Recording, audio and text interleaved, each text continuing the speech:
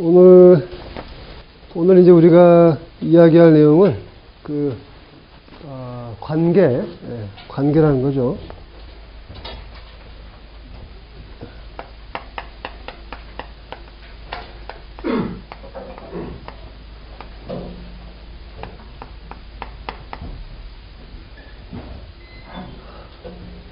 관계라고 하는 게 이제 철학적인 사고를 하는데 상당히 중요한, 빼놓을 수 없는 하나의 개념이죠. 관계라고 하는 거는 참 독특한 성격을 가지고 있는데, 관계라는 거는 보통 있다가 또 없어지는 거죠, 그죠? 그래서 A라는 사람과 B라는 사람이 결혼을 하면은 부부관계라고 하는 그 관계가 생겼다가 이혼을 하면은 관계가 없어지죠, 그죠? 그러니까 관계라고 하는 거는 어떤 실체적으로 존재한다기보다도 두 개 내지 여러 개의 항이 일정하게 모이면 성립되었다가 또 흩어지면 또 없어지는 그런 재미있는 성격을 가진 것이 이제 관계죠, 그죠? 그래서 관계라고 하는 것은 두 개별자들 사이에서 성립한다. 관계가 성립하려면 일단 항이 있어야죠. 관계를 맺는 항들이 있죠, 그죠? 그래서 그런 개별자들 사이에서 관계라고 하는 게 성립을 하고, 그러나 개별자들이 사라지면은 관계도 사라진다. 근데 만약에 개별화가 안 돼 있으면은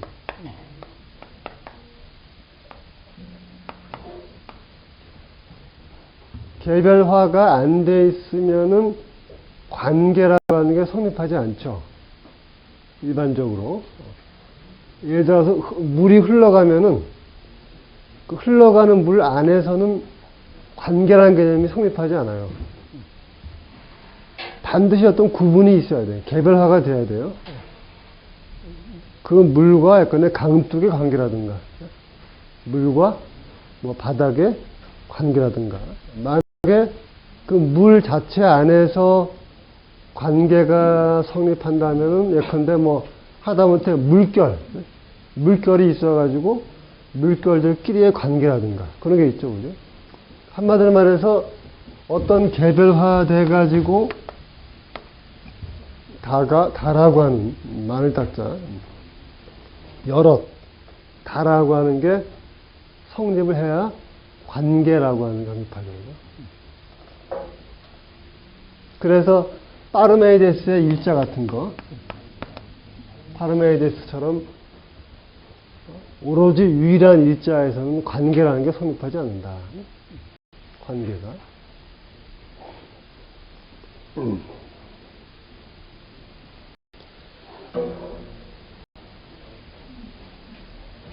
근데 이제 또 하나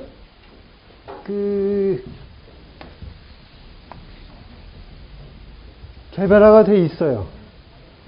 개별화가 돼 있고 여럿 다가 성립해 있어도 이 다와 다가 여러 가지가 완전히 말하자면 즉자적인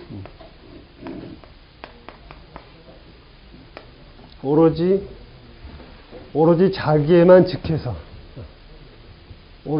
타자로 열리지 않고 오로지 자기에게만 즉해 있어도 관계가 성립하지 않죠. 그렇죠, 그죠? 이거의 아이덴티티가 깨져야 돼요. 깨져야 관계가 성립해요. 릴레이션 성립하죠. 만약에 예컨대 사람을 예를 든다면은 어떤 사람이 자기 아이덴티티, 어떤 완벽하게 아이덴티티를 보존하면은 관계라는 게 생길 수가 없겠죠. 왜냐하면은 관계를 맺으면은 자기 아이덴티티가 변하게 되거든. 그렇게 생각해야죠. 만약에 이 탁자가 완벽하게 아이덴티티를 보존한다면은 다른 어떤 것과도 관계될 수가 없겠죠. 근데 이것이 예컨대 이게 여기 놓이면은 압력을 받겠죠. 그죠? 압력을 받으면 이게 좀 변한 거 아니야. 이거에 아이덴티티의 변화가 오죠. 그래야 관계가 성립해요. 무슨 얘기 아시겠죠? 그죠? 즉자적으로, 즉자적이다. 독일어로 보통 이제 안지히, 완벽하게 즉자적 관계만, 완벽하게 즉자적 존재들만 있는 곳에는 관계가 없어요. 아이덴티티의 변화가 온다. 뭐에 의해서? 타자와의 관계에 의해서. 타자와의 관계가 있을 때에만, 즉 완벽하게 닫힌 동일성이 열리고 타자와의 연속성, 어떤 형태의 연속성이든 이거와 이 탁자가 관계를 맺는다는 것은 어떤 연속성이 도래하는 거죠.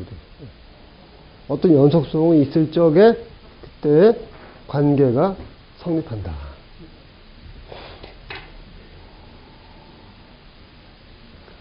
그래서 관계라고 하는 거는 저 항들에 이제 연관시켜서 볼 수가 있는데, 근데 이제 어떤 생각에 따르면은 반대로 관계가 먼저 있고 그 다음에 항들이 의미가 있게 된다. 이런 생각도 있어요. 예를 들어가지고 A는 B의 선생이다. 이게 하나의 관계죠. 관계죠, 그죠? 관계. 그러니까 요 관계, 그러니까 추상적인 관계가 더 기본적이고 먼저고, 그 다음에 여기에 예컨대 소크라테스가 플라톤이 들어갈 수도 있고, 그렇죠, 그죠? 그러니까요. 그 다음에 뭐 공자와 자하가 들어갈 수도 있겠고, 그렇게 되겠죠, 그죠? 이런 관계가 먼저 더 프라이머리한 거다. 지금까지 로미오와 줄리엣이 사랑을 했고, 뭐 이몽룡과 성수양이 사랑을 했고, 트리스탄과 이졸데가 사랑을 했고, 무슨 연인들이 생겨났는데, 그 연인들은 죽어도, 이몽룡과 성수양도 죽고, 트리스탄과 이졸도 죽고 다 죽죠, 그죠? 죽어도 A는 B의 연인이다 라고 하는 관계는 지금까지 남아있잖아. 그렇게 보면 뭡니까? 항들이 있어가지고 관계가 성립하는 게 아니라 오히려 관계가 더 이 세계를 이루는 오히려 더 근본적인 구조고, 항들은, 개별적 항들은 항상 그 관계의 어느 한 항으로만 들어갈 수밖에 없지 않겠냐. 수학적으로 말하면은 예컨대 이런 어떤 관계 구조가 있고, 그 다음에 여기에 무수한 함수값들이 들어가듯이 A는 B의 선생이다 와 같은 저런 식의 관계가 오히려 더 근본적인 것이다. 이렇게 볼 수 있어요. 앞에 생각은 개별자 중심이죠, 그죠? 실체, 아까 아리스토텔레스적 의미에서의 실체, 즉 개체들이 존재론적으로 더 우선하고, 관계라고 하는 거는 그 개체들 사이에서 생겨나기도 하고 또 없어지기도 하는 묘한 것이다 라고 생각하는 거에 반해서 이 두 번째 거는 뭡니까? 우리 눈에 직접 안 보여서 그렇지 오히려 더 근본적인 것, 이 세계에 존재론적으로 더 심오한 것은 저런 관계들이다. 그리고 개별자들은 사실은 그런 관계들 속에서 태어나고 그 관계들의 어느 한 자리에 자리를 잡는 거다 라고 하는 그런 식의 생각이 있어요.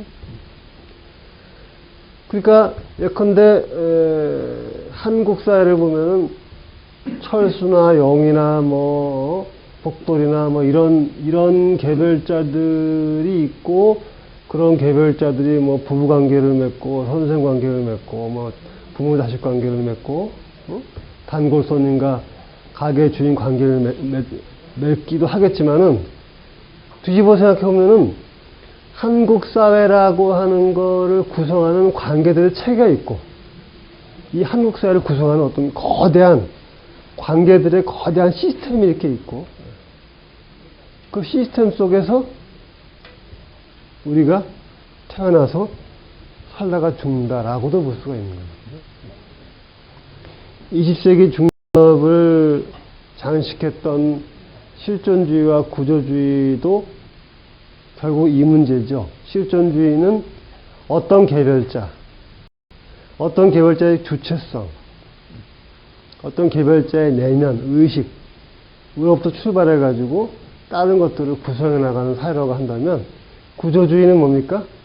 이 관계의 발견이죠.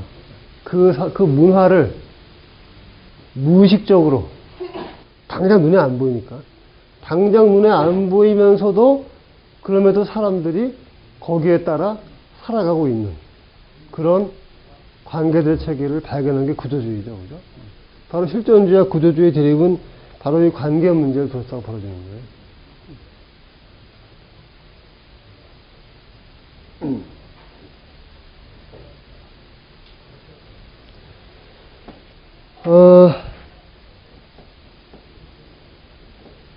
그래서 이제 히로마스 와타루라고 하는 그 철학자는 형성적 관계와 존립적 관계 이런 표현을 쓰기도 해요. 그러니까 생겼다가 살았다는 그런 관계를 형성적 관계라고 하고 그게 아니라 상당히 아주 뭐라고 할까 쉽게 변하지 않고 더 근본적인 관계, 지구와 타향의 관계 이런 건 뭐 이 우주에 거대한 변화가 나서 태양이 폭파한다거나 뭐 그런 일이 일어나지 않는 이상은 뭡니까? 계속되겠지, 그지? 그런 관계는 이제 존립적 관계다. 그리고 그 태양과 지구 관계보다 더 존립적인 게 뭐예요? 예컨대 삼각형의 내각의 합은 180도다 이런 거. 이거는 뭡니까? 뭐 생각하기 나름이겠지만 우주가 망해도 여전히 존재하는 그런 관계라고 보는 수도 있죠. 그런 식의 관계는 삼각형의 내각의 합은 180도는 이 우주가 망해도 그 법칙은 남다. 이렇게 생각하는 분도 있어요. 그건 묘한 문제다, 그게. 그러나 이제, 앞에서 개별자로 보든, 관계로 보든, 그 두 사고가 어떤 가장 근본적인 고정된 실체를 전제한다는 점에서는 똑같아요, 사실은. 하나는 그 근본적인 실체를 개별자들로 보는 거고, 또 하나는 관계들의 추상적인 체계로 본다는 점에서 다르지만 이 세계를 어떤 영원한 고정된 근본적인 뭐가 있다라고 보는 점에서는 사실은 공부예요. 그래서 그런 점에서 이런 생각 자체를 개별자 중심이든 관계 중심이든 이런 식의 근원을 설정하는 그런 사고 자체를 아예 벗어나는 사고가 또 추구되기도 하죠. 그 사고가. 예컨대 이른바 생성의 사유, 니체에서 시작되는 현대의 생성의 사유는 관계든 개별자는 말할 것도 없고 관계 그 자체도 고착화하고 실체하는 것을 거부하는 그런 사람들이죠.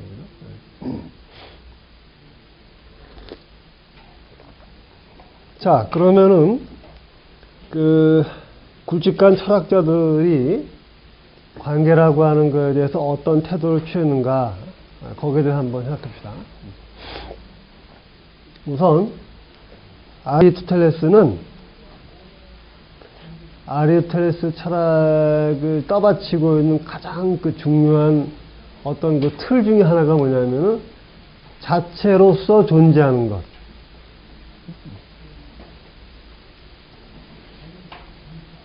그 다음에 타자에 의존해서 존재하는 것. 이 두 가지를 나눈 거예요. 이거는 어찌 보면 아주 상식적인 생각이죠. 그 탁자를 보면은 이 탁자가 갈색이 아니어도 탁자는 안 없어지잖아요. 그죠? 페인트를 칠해가지고 이 탁자를 노랗게 하든 갈색으로 하든 이 탁자는 있죠. 그죠? 근데 이 탁자가 없으면 이 갈색이 있을 데가 없지. 갈색이 허구 떨 수가 없잖아. 그 생각이. 그러니까 이 탁자는 히라브로 온 카타우타, being in itself, 그 자체로서 존재하는 거예요. being in itself. 그 다음에 이 갈색은 타자에 의존해서, 즉 이 탁자에 의존해서 존재하는 것.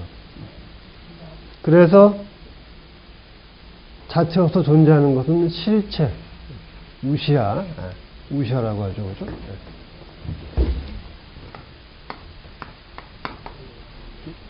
실체라고 하고, 타자에 의존해서 존재하는 거는 이 사람이 이제 어떤 한 단어를 쓴 게 아니고,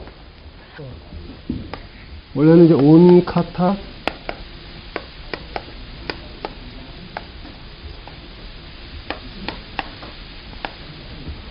온 카타 심베베 코스라는 이런 말씀인데, 타자에 붙어서 존재하는 거지. 타자에 붙어서 존재하는 건데, 요걸 보통 이제 우리가 번역할 때, 우유, 이렇게 번역해. 우유.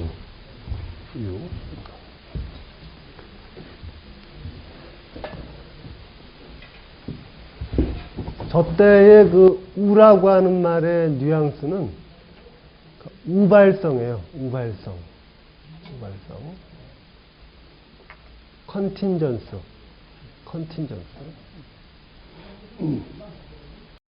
우발성이라는 건 뭐냐면은, 이렇게 될 수도 있고, 저렇게 될 수도 있는데, 그러니까 이렇게 돼야 할 어떤 필연적인 이유도 없고, 저렇게 돼야 할 필연적인 이유도 없는데, 그런데, 하나의 팩트, 그러니까 사실, 그러니까 팩트지. 하나의 사실로서 그렇게 된 거예요. 꼭 그렇게 돼야 할 이유는 없는데, 그렇게 된 거예요. 그게 우라고 하는 말의 뉘앙스야. 우라고 하는 말. 그런 존재들이 우유예요.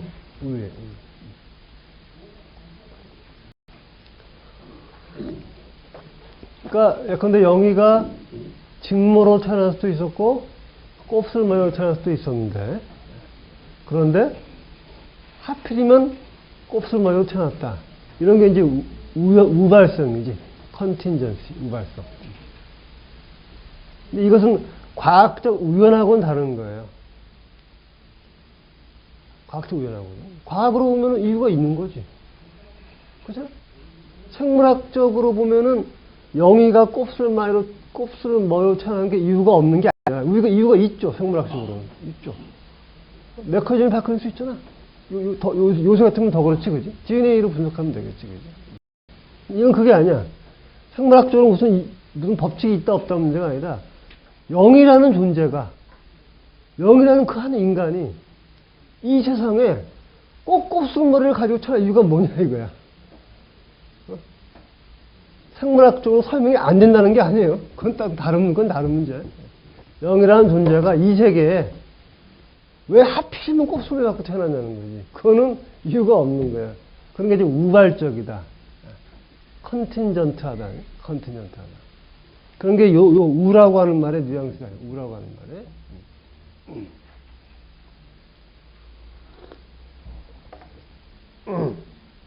그래서 알토레스는 자체로 존재하는 것과 타자의 부대에서 존재하는, 즉 실체와 의를 구분함으로써 실체 중심의 사회를 열었다.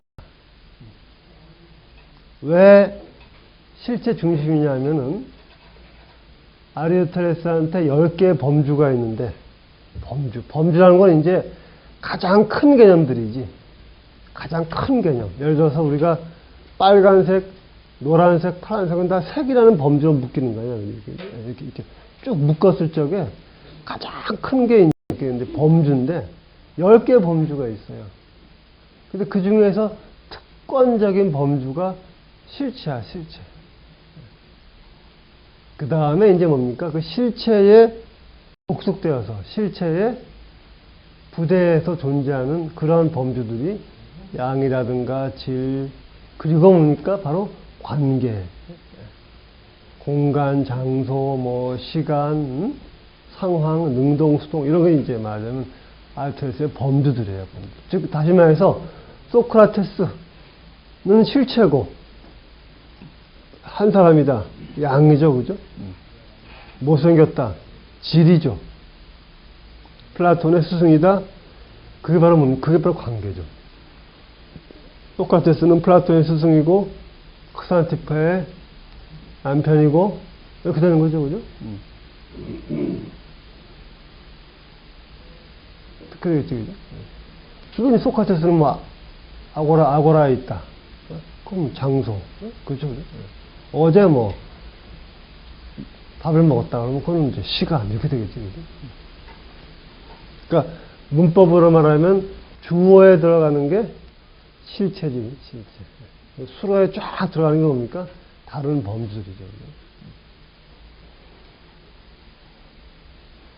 그래서 어찌 보면 아리스토텔레스의 범주로는 특별한 거라기보다는 결국 일상 언어의 구조를 분석한 거예요.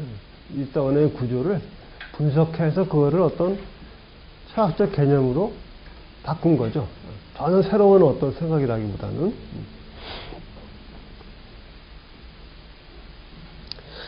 자, 플라톤과 아리스토텔레스를 유심히 보면은 우리가 일반적으로 가지고 있는 이미지로는 플라톤은 굉장히 신화적이고 사변적이고 어떤 초월적인 인물이고 아리스토텔레스는 상당히 이제 경험적이고 더 뭐랄까 그 현실적이고 그런 사람이지, 그죠?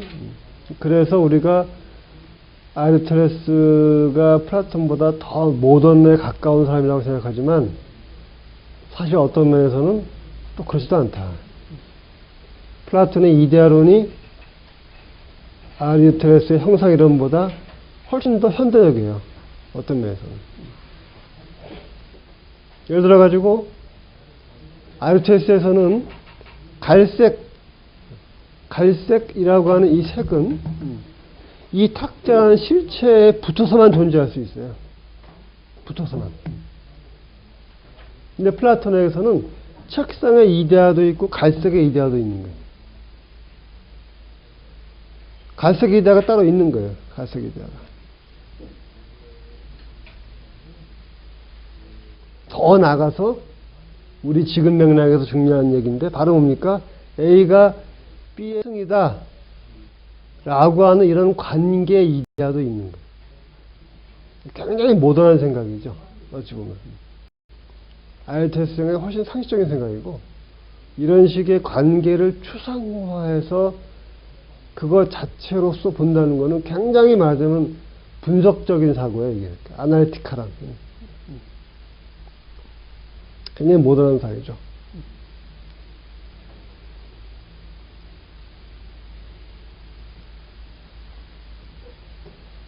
그래도 훗날에 그 19세기 말 20세기 초의 수학자인 게르크 칸토르라는 사람이 있어요. 칸토르가 바로 집합론의 창시자죠. 집합론. 이 사람이 집합론을 플라톤적으로 해석하려고 했어. 처음에. 근데 녹색의 집합이다 그러면은 사실 아리스토텔레스적으로 생각하면 말이 안 되는 거거든. 녹색이라고 하는 거는 이 세상에 있는 개별자들에게 붙어 있는 건데, 영희의 옷 색깔이거나, 나무에 무슨 뭐 이파의 색깔이 이렇게 되는 건데, 녹색의 집합? 사실 고중세적인 그런 사회 패러다임을 보면은 말도 안 되는 얘기거든, 그죠? 근데 녹색의 집합이라고 하는 집합을 생각하는 거죠, 이런 식으로. 이렇게. 그 다음에 슬픈 뭐 예컨대 슬픈 노래의 집합 이런 식으로 이건 뭐 약간 퍼지한 집합이 되겠지만은 그래서 이걸 이제 말하자면 플라톤의 이데아에 가까운 걸 해석을 하죠, 이 사람이. 그런데 당시의 동료 수학자들이 당시의 생각은 굉장히 형이상학적이다 그래가지고 냉대하죠, 칸토르를. 그래서 말하자면은 칸토르의 사상이 받아들여지는 데는 상당한 시간이 흘렀다. 그래서 적어도 관계라고 하는 걸 생각하는 그런 방식을 본다면은 아리스토텔레스보다 오히려 플라톤이 훨씬 더 오히려 더 모던한 면이 있다고 볼 수 있는 거죠, 그죠?